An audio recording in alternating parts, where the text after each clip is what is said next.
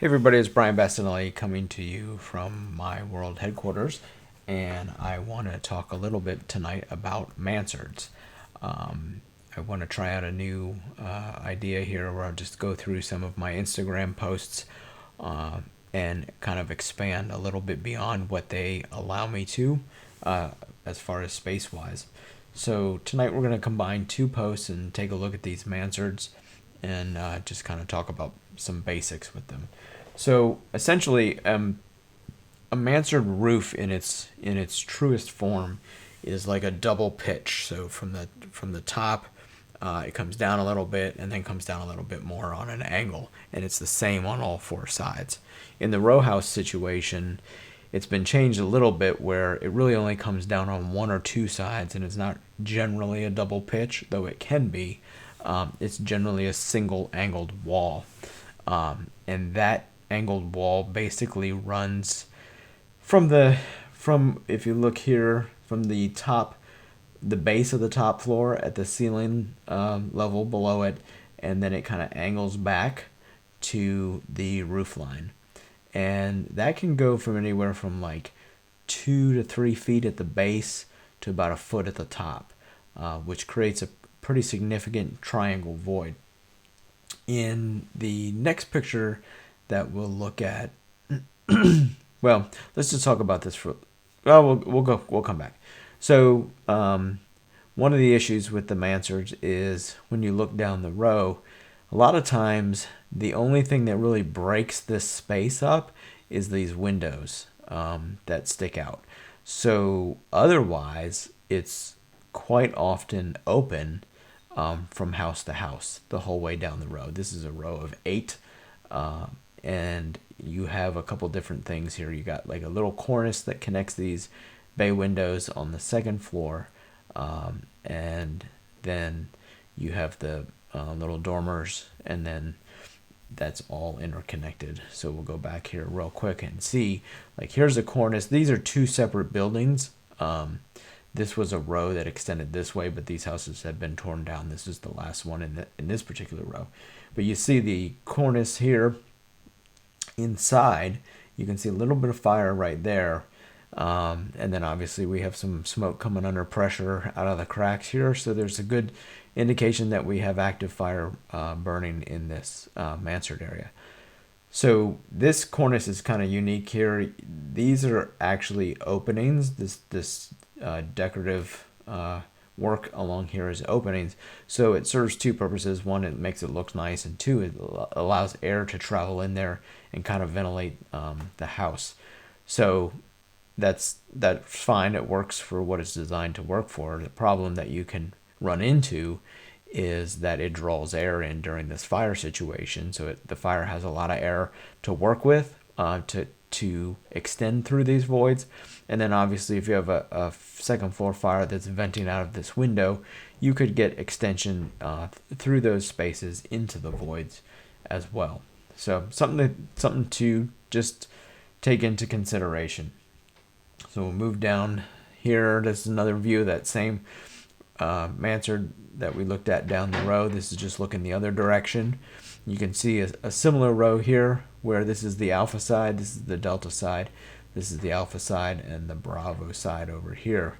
When we look inside the window, you can see that there's a pretty good amount of space already. Right here is the stud, and then the plaster and lath is put on that. So that's a pretty sizable area already, and it's going to go 3 feet at the bottom down to about a foot up here, and then it's connected to the cock loft up here, and we'll see some more of that.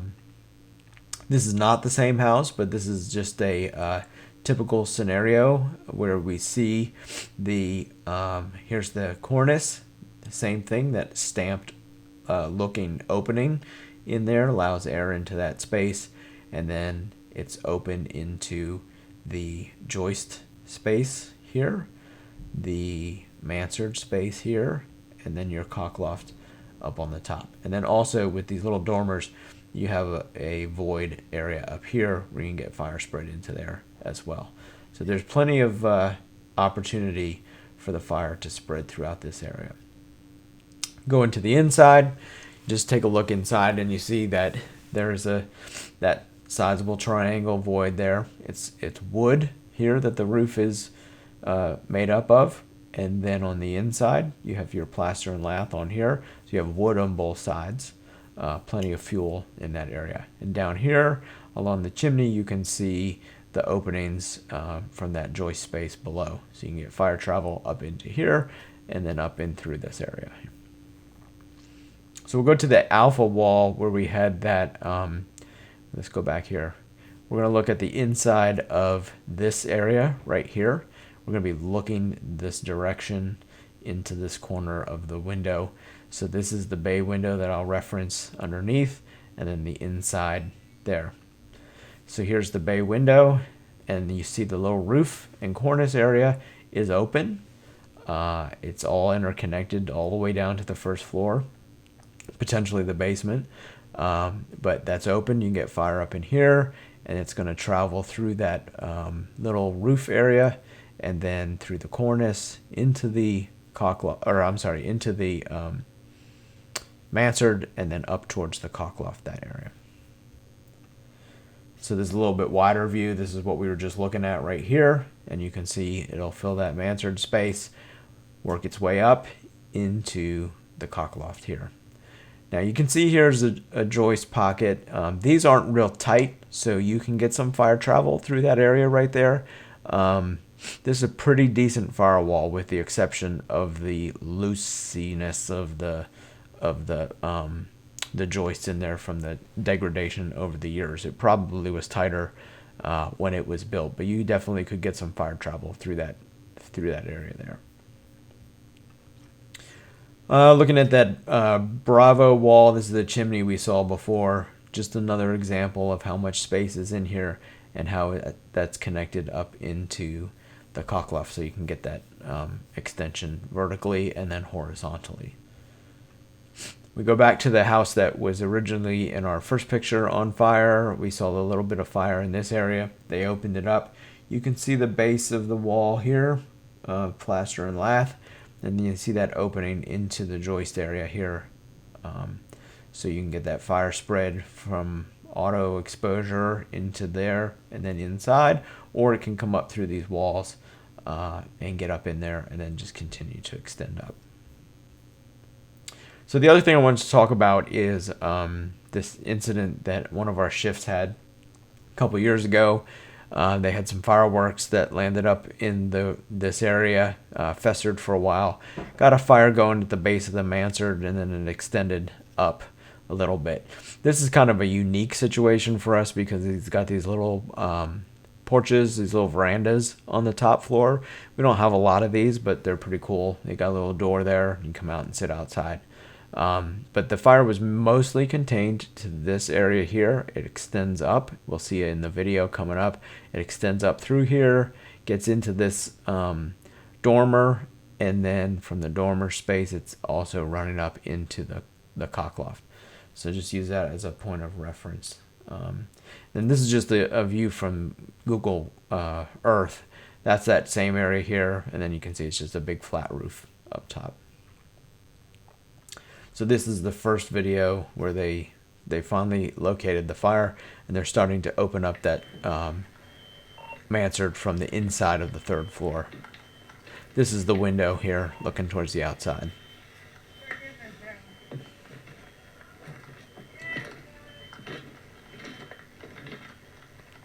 Truck is opening that up. Engine company's standing by. They're kind of working together.